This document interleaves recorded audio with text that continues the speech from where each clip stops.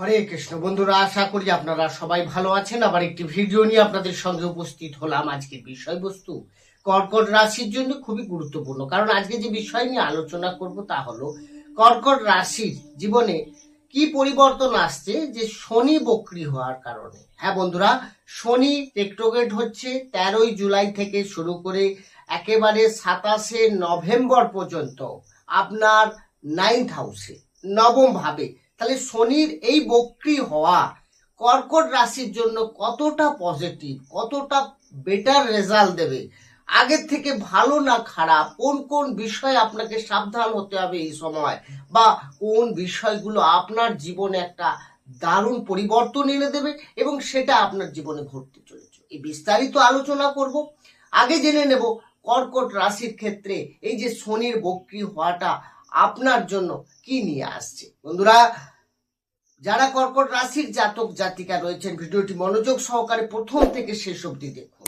দেখার পর যদি ভালো লাগে পারলে চ্যানেলটিকে সাবস্ক্রাইব করে আমাদের সঙ্গে থাকতে পারেন। সাবস্ক্রাইব করলে পাশে থাকা বেল আইকনটি প্রেস করতে ভুলবেন না, কারণ এই ধরনের যে ভিডিও নোটিফিকেশন আপনি সহজে পেয়ে যাবেন। আসি আলোচনায়। তাহলে যখনই এই 13ই জুলাই থেকে শুরু করে একদম 27শে নভেম্বর পর্যন্ত শনি নবমেই বক্রী থাকবে। তারপরে বক্রী কাকে বলে আগে আমাদের সেটা জানতে হবে। আমি আগে ভিডিওতেও আলোচনা করেছি যে যখন আমাদের যে প্রত্যেকটা গ্রহ, পৃথিবী সব সূর্যের চারিদিকে পরিক্রমণ করছে, সূর্যটাকে কেন্দ্র করে পরিক্রমণ করছে এবং একটা গতিতে পরিক্রমণ করছে। এই যে গতিতে চলা, কিন্তু কখনো দেখা যাচ্ছে সেই গতি যখনই স্লো হয়ে যায়, স্লো হয়ে গেলে আমাদের যখন পৃথিবী থেকে সেটাকে দেখা হয়, সেখানে মনে হয় যেন গ্রহটা পিছনে যাচ্ছে। অ্যাকচুয়ালি গ্রহ কখনো পিছনে যায় না, গ্রহটা স্লো হয়ে যায়। পৃথিবীর গতি অনুযায়ী সেই গতিটা হয়তো স্লো হয়ে গেছে, তখন সেটাকে পিছনে দেখায়। ফলে তখন আমাদের মনে হয় গ্রহটা পিছন দিকে হাঁটছে। তার মানে এই যে গ্রহ স্লো হয়ে যাওয়া, রেট্রোগ্রেড হওয়া, একমাত্র দেখা গেলে রাহু কেতু তো সবসময় রেট্রোগ্রেডই চলে। বাকি দেখতে গেলে আপনার রবি চন্দ্র কখনো রেট্রোগ্রেড হয় না, বাকি সব গ্রহ রেট্রোগ্রেড হয়ে থাকে।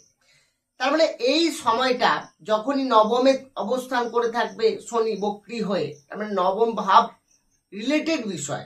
নবম থেকে আমরা ভাগ্য বিচার করি, নবম থেকে পিতাকে বিচার করা হয়, আপনার লাক, আপনার হায়ার এডুকেশনকে দেখা হয়, ধার্মিক যাত্রা, লং ট্রাভেলকেও দেখা হয় এই নবম ভাব থেকে। তার মানে এই সব বিষয়গুলোর ক্ষেত্রে যদিও ভাগ্যের গতিটা স্লো হয়ে গেল এখানে অনেকটা, বাকি যারা হায়ার এডুকেশন করছেন, ধরুন আপনি অনেকদিন ধরে প্ল্যানিং করছেন, আগেও এরকম ভেবেছিলেন যে আমি হায়ার এডুকেশনের জন্য বাইরে যাব, বা আপনি আগে এগোবেন, কোনো প্ল্যানিং করছেন, হয়তো সেই প্ল্যানিংটা কোনো কারণে আর এগোয়নি, আগে আপনার মনে হয়েছিল সেইগুলো, তাহলে পুরনো কোনো আপনার এই পড়াশোনার বিষয় নিয়ে ইচ্ছা যদি থাকে, সেগুলো এখন ব্যাক হবে। তার মানে এগুলো আপনার ফুলফিল হতে পারে। আর আর আপনি দেখবেন কোনো ধার্মিক যাত্রা, পিতার হেলথ ইস্যু, সেই জায়গা থেকে কিছুটা হলেও রিকভারি হবে। পিতার সঙ্গে সম্পর্কের জায়গাতেও কিন্তু খুব একটা ভালো দেখাচ্ছে না, একটু সাবধানে আপনাকে এগোতে হবে।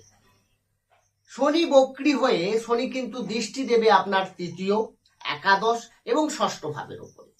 তৃতীয় ভাব মানে হচ্ছে অনলাইন ডিজিটাল মার্কেট, আবার আপনাকে শর্ট ট্রাভেলও দেখায়, সাহস পরাক্রমকে দেখায়। তবে এখানে যখনই শনির দৃষ্টি পড়বে, তার মানে আপনার ছোট ছোট ট্রাভেল ঘটতে পারে, সেটা কর্মসূত্রে হতে পারে, বা আপনি দেখতে পারেন এই সময় কোনো অনলাইন কাজকর্মে আপনার বেশি ইন্টারেস্ট যাচ্ছে। যারা ইউটিউব রিলে করছেন তাদের ক্ষেত্রে এই সময়টা ভালো একটা সুযোগ আসছে। এই শনির যে দৃষ্টি, তার মানে আপনার সোশ্যাল মিডিয়ায় ইনভলভ একটা ব্যাপক আপনার নাম, বা আপনার দেখবেন অনেকটা ভাইরাল হয়ে যেতে পারে কোনো ভিডিও, আপনি এই সময়টাকে কাজে লাগান। এছাড়া যদি অনলাইন কাজের ক্ষেত্রে আপনি কোনো জব করে থাকেন, বা short travel, import export related কোনো কাজ করে থাকে, অয়েল গ্যাস বা পেট্রোল জাতীয় কোনো পদার্থের কাজের সঙ্গে আপনি যুক্ত থাকেন, তার মানে এই সময়টা আপনার জন্য কিন্তু খুব ভালো সময় বলা চলে। এবং শনির দৃষ্টি তো আপনার একাদশ ভাবেও যাচ্ছে, তা একাদশ ভাব হচ্ছে আপনার যে কোনো আপনি ড্রিমস, আপনার ইচ্ছা পূর্তির ঘর, আপনার লাভ, ইনকাম, এই এই ঘরটাকে দেখে বিচার করা হয়। তার মানে এখানে আপনার যখনই শনির দৃষ্টি পড়বে, তার মানে আপনার আর্নিংটা বাড়বে। তার সঙ্গে সঙ্গে আপনার কোনো পুরনো ডিজায়ার পূরণ হতে পারে। আপনি অনেকদিন ধরে প্ল্যান করছেন, হচ্ছে না, বারবার ফেলিওর হচ্ছেন, এই সময়টাকে আপনি কাজে লাগান, দেখবেন এই সময়টা আপনার অনেক কাজ সাকসেস হচ্ছে। দেখুন, গ্রহের অনুরূপ হয়ে আমাদেরকে চলতে হবে। গ্রহ যেভাবে বর্তমান পরিস্থিতিতে থাকছে সেই অনুযায়ী যদি আমাদের অ্যাক্টিভিটি সেই বিষয়ে বাড়িয়ে দেওয়া যায়, বা কখনো গ্রহ যখন একটু ডাউন চলছে বা অশুভ গ্রহ ম্যালিফিক প্ল্যানেটের সঙ্গে কানেক্ট হয়ে আছে, তখন আমাদেরকে পজিটিভ দিয়ে হাঁটতে হবে। মানে তাড়াহুড়ো করা যাবে না, ধৈর্যশীল হতে হবে। সেই সময়টা অনেক ভেবে চিন্তে একদম ডিসিশন, কোনো কুইক অ্যাকশনে তো যাবেনই না। তাহলে কি হবে, আপনার ডিসিশনটা ভুল হয়ে যাবে। আপনি যদি ইনভেস্ট করেন সেখানে রং ইনভেস্ট হয়ে যেতে পারে। শনির দৃষ্টি আপনার ষষ্ঠ ভাবে থাকছে। ষষ্ঠ ভাব মানে সেখানে আপনার কর্মের ভাব, আর কর্ম ফলদাতা শনি সে বসছে। হ্যাঁ, একটু প্রমোশনের জায়গায় একটু দেরি হতে পারে, কাজের একটু ঢিলে ভাব থাকতে পারে, কিন্তু আপনার কর্মের জায়গায় ডেভেলপও করাবে এই সময়টা। বন্ধুরা, এই আলোচনা রাশিভিত্তিক আলোচনা, বর্তমানে বইয়ের পরিস্থিতি যা সেই অনুযায়ী আলোচনা হলো।